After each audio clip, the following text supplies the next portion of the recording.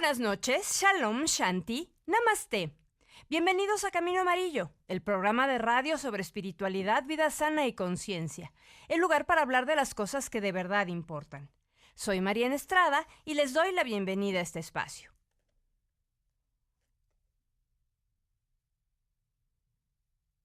Las tres joyas del budismo son la figura del despierto, el Buda, su enseñanza, el Dharma, y la comunidad de seguidores, la Sangha. Juntos son los tres grandes valores o ideales que forman el corazón del budismo. Recuerda que Camino Amarillo es tuyo. Aporta y enriquecelo haciéndonos llegar tus comentarios a nuestra cuenta de Twitter @CaminoAmarillo7, en Facebook en Camino Amarillo, en nuestra página web caminoamarillo.net y en YouTube, donde ya tenemos una producción para ti muy especial. Entonces, bueno, dale, suscríbete y todas esas cosas, porque vienen además muchas sorpresas más. Bueno, pues tengo el gusto de recibir hoy en la cabina de Camino Amarillo a Agustín Paniker. Primero te saludo, Agustín, ¿cómo estás? ¿Qué tal? Encantado, un placer estar aquí, muchas gracias. Que estás, bueno, me sorprende que estés así tan despierto después de haber llegado ayer de España, pero ya tienes toda un entrenamiento formal. Sí, porque yo soy un enamorado de México, entonces vengo con mucha frecuencia, desde hace 30 años. Vengo por lo menos 2 o 3 veces por año. Okay. Por lo tanto, tengo cierta experiencia en jet lags. Bueno, de todas maneras, muchísimas gracias. Te presento. Eres editor de Editorial Kairos, que es una de las editoriales más importantes que trata de temas de conciencia y espirituales en el mundo, de habla hispana. Bueno. Sí. No, ahora sí que al César lo que es del César. Eres editor y escritor especializado en la cultura de la India. De hecho, estuve en la presentación de las castas. Ah, sí, acá en Coyoacán. Sí, hace 3 o 4 años. Ajá. Eres hijo del filósofo Salvador Paniker, y bueno, esto ya lo dije, director de Editorial Kairos. Eres autor de El Jainismo, Historia, Sociedad, Filosofía y Práctica. Indica una descolonización intelectual, los Sikhs, Historia, Identidad y Religión, El sueño de Shitala, La sociedad de castas y que estamos con las tres joyas del budismo. Muy bien. Exacto. Agustín, bueno, pues ahora sí que entrando en materia, vamos a empezar hablando de budismo. Perfecto. Porque es el libro, tu más reciente libro, y luego ya pasaremos a otros temas. De entrada me gustaría que me dijeras por qué se dice, y esto el público de Camino Amarillo es un público especializado, pero de repente hay esta gran confusión entre que si el budismo es religión, que si no es religión. A ver, explícanos eso. Esta es una clásica pregunta que salen o que se plantean en las conferencias, en los cursos, y en realidad el budismo será aquello que cada uno considere que es. Okay. No tenemos por qué definirlo nosotros desde fuera. Es una religión, es una filosofía, es un camino espiritual, es lo que cada uno quiera que sea. Okay. Para mucha gente. Ajá, eso es muy interesante. Sí, yo creo que en Occidente para mucha gente no tiene toda la parafernalia que suelen tener las religiones, y entonces está más ligado a una filosofía, a unas prácticas meditativas y a una ética, y entonces puede ser un camino de vida, pero si uno se va a Asia, por ejemplo, y viaja a Tailandia o viaja a Japón, o pues ahí probablemente un budista le diga que lo suyo es una religión, y que hace los sacramentos y los rituales y sigue el código ético y tiene los mitos y conoce los festivales propios de las religiones. Claro. Por lo tanto, puede vivirse y entenderse de maneras muy distintas. Yo creo que la pregunta cada uno se la puede responder. Como viva el tema. Exactamente. Okay. Ahora, pero hay una cosa interesante. Pareciera que el budismo no considera a un dios, pero la verdad es que tiene muchas figuras que, exacto, dependiendo de cómo se les mire, puede ser una religión incluso politeísta, ¿no? Claro. Porque aquí estamos un poco atrapados en la definición cristiana de lo que es una religión, donde el concepto Dios es casi inherente a la religión. Pero hay muchas religiones del mundo que no tienen el concepto Dios. De hecho, la mayoría no lo tienen. Tienen seres espirituales, seres angélicos, tienen espíritus o duendes. Pero el concepto Dios, ¿como el creador? Sí, así en mayúscula, ese es más bien raro. Lo que como es patrimonio de algunas de las religiones más importantes, como son el cristianismo, el islam o el judaísmo, pues entonces nos parece que es inherente al concepto de religión, pero no lo es. Hay muchas tradiciones en China, las tradiciones indígenas o tribales de muchas culturas del mundo, de muchas sociedades de pequeña escala que tienen religiones propias, no tienen el concepto Dios. Hay divinidades, hay deidades, pero eso no equivale al Dios con mayúscula. No. Y el budismo en este caso comparte esta idea. Es una religión ateísta, pero sí, como tú has dicho, tiene figuras que se parecen más, si ponemos estas traslaciones, como al mundo cristiano o católico en particular, con los santos, con las vírgenes, con los ángeles. Sí, los ángeles, estas figuras, pues sí, eso los budistas de muchos lugares en el Tíbet, en China, en Japón, comparten estas figuras más allá del mero humano. Okay.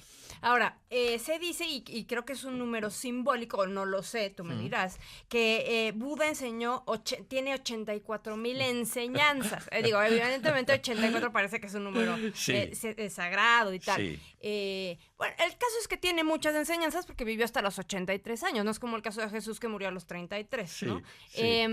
Ahora, en todo esta hay una gama de posibilidades para todo el tipo de practicantes, desde el más, desde el monástico, desde luego, pero desde el más, ¿cómo le diríamos? A los Theravada, que son más rígidos, vale. más... El más es más rigorista. El más rigorista, hasta un poco el más liberal, que es el tántrico, o el Vairayana, o el Dzogchen, ¿no? Sí. Sí, tengamos en cuenta que el budismo como religión o como tradición, para que nadie... Sí, para que no nos empiecen a llamar, ¿cómo? Como tradición espiritual tiene 2.500 años de antigüedad. A cualquier tradición del mundo, cualquiera, si le das el tiempo suficiente, y el budismo tiene 25 siglos, y le das el espacio suficiente, y el budismo se ha expandido por medio mundo, desarrollará en su interior, eso casi es una ley de la antropología de la religión, desarrollará en su seno todas las variables prácticas, intelectuales y filosóficas posibles, incluso que se contradicen entre sí. Entonces tenemos todo, como tú has dicho, todo tipo de budismos, desde algunos muy rigoristas que se jactan seguir los postulados que dijo el Buda hace 2.500 años en Sri Lanka o en algunos lugares de Tailandia, hasta budismos devocionales que desconocen los sutras, que solo recitan el título de un sutra. En Japón, por ejemplo, es muy popular esto, y que casi nadie reconocería en ellos las directrices fundamentales del budismo, y sin embargo ellos se consideran budistas. Por lo tanto, tenemos toda una gama amplísima, pero eso pasa en el cristianismo, eso pasa en el hinduismo, eso pasa en el islam, eso pasa en toda gran religión que se ha expandido, y en el caso del budismo, que no hay una iglesia que dictamine lo que es la ortodoxia y lo que no es, lo cual está bien, lo cual no está mal también, pues facilita en realidad la cantidad de interpretaciones y variables posibles que hay. Ahora, en este sentido, en algún momento entrevistaba a alguien, me decía, no, es que Buda sí habló de Dios. Lo que pasa es que lo dejaba como la interpretación de, a ver, ¿tú qué piensas? ¿No? Casi. Y entonces, bueno, ¿es cierto esto?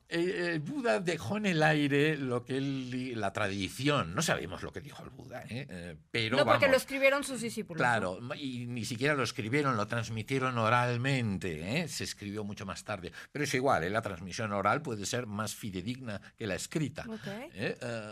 Y eso en la India antigua tenía mucha experiencia en transmitir oralmente las enseñanzas sagradas.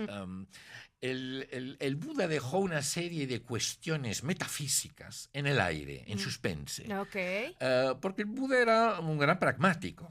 Y entonces decía, ¿por qué ahora nos vamos a embarullar especulando sobre el más allá? No tiene caso. Sobre qué pasa, exacto, más allá de la muerte, sobre la idea del alma eterna o la no alma eterna. Esas cosas, aunque puedan ser muy interesantes, nos desvían del verdadero propósito de la espiritualidad. ¿Cuál es? el cese del sufrimiento y el cese de la ignorancia. Okay.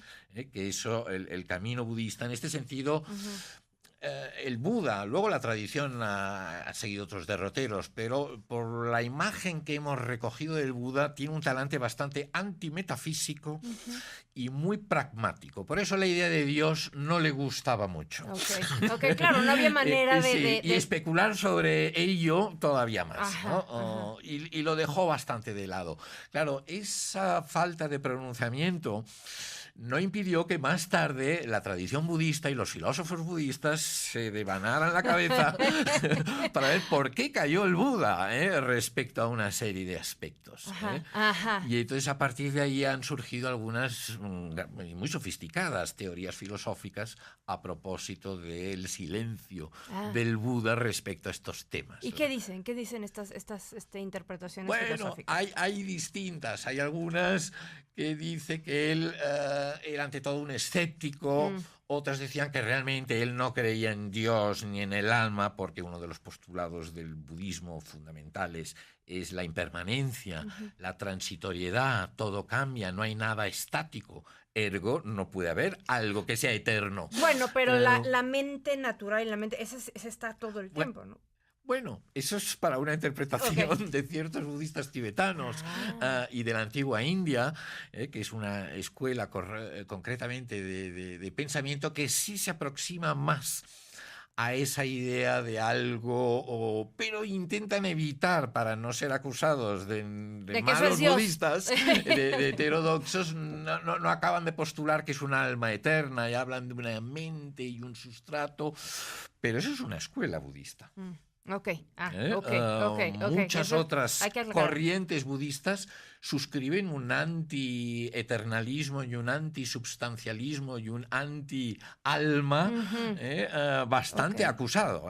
Pero a ver, ahí podría haber una confusión, porque ¿cómo es posible entonces, si el mundo es impermanente, el universo es impermanente, pero entonces ¿cómo se da la reencarnación? Claro. No, es que no se da la reencarnación, ¿no? Salvo en algún lama y algún bodhisattva, salvo en seres el budismo nunca habla de reencarnación. Eso el hinduismo sí, porque hay un agente transmigrante que es el espíritu, que transmigra de un soporte corporal a otro. El budismo, como en principio no secunda esa idea, habla de un volver a nacer. Un renacimiento, no una reencarnación. No hay una alma eterna que encarne en un nuevo cuerpo, hay una concatenación de causas y efectos que generan una nueva vida. Es como cuando uno... es una visión bastante... diría, es muy sutil. Muy sutil. A veces tienen ciertas dificultades. Sí, claro. Pero no deja de ser... De subrayar la importancia que le ha dado la tradición budista a la idea de causalidad.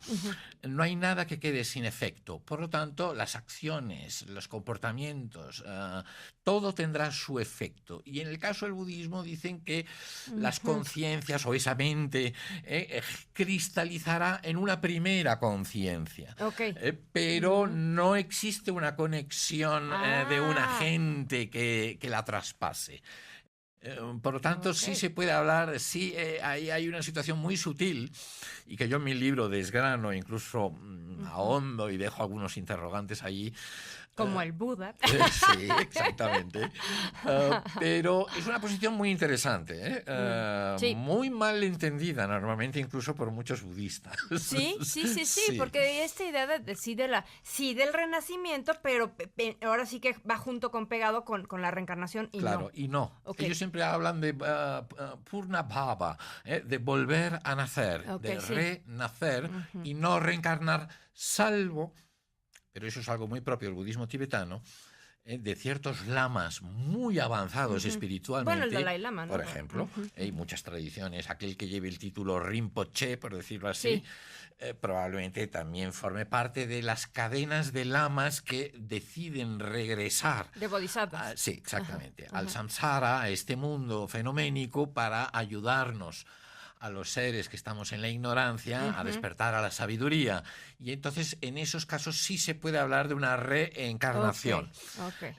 Porque hasta escogen el cuerpo en el cual van a volver. Y el lugar y etcétera. Sí. Ok, ahora, en este sentido, el karma solo tendría efecto durante la vida que vive ese cachito de conciencia. No. El Buda dijo que el karma era achintya, que esto es una palabra en pali o en sánscrito que significa impensable. O sea, es un misterio. Solo sabemos que las acciones tienen consecuencias, pero la mecánica kármica la desconocemos. Por lo tanto, aunque luego algunos tratados antiguos, un poco a nivel didáctico, vienen a decir, si usted comete este tipo de acciones tendrá este tipo de consecuencias kármicas. Y renacimientos. Y renacimientos, en realidad no hay que tomar al pie de la letra. No sabemos cómo funciona la aritmética kármica. Desde luego hay acciones que fructifican pronto en esta propia vida, otras en una vida posterior, pero otras pueden fructificar en muchas vidas posteriores. Pero en ese sentido que tú dices de una concatenación de condiciones. De causas y efectos. De causas y efectos, pero no como una continuidad de lo que pasó acá. No, por eso, desde el punto de vista budista, hay ciertas dificultades, aunque la tradición se ha explayado en eso, en poder decir que uno recuerda vidas anteriores, porque no son las de uno. Vidas de... hay que despersonalizar la reencarnación, los renacimientos, los deberíamos despersonalizar más. Agustín, cuando muera, no renacerá en otro ser. Ahora, las acciones cometidas por Agustín en esa vida fructificarán en una serie y que a lo mejor renacerá una lagartija, un lagarto en Indonesia. Muy estudioso, eso sí. No lo sabemos, es un misterio, como decía el Buda. Nos vamos a ir rapidísimo a un corte, pero vamos a regresar porque todavía no empezamos a hablar de las 3 joyas y ni de Editorial Kairos, que ya iremos para allá. No se vayan, corremos.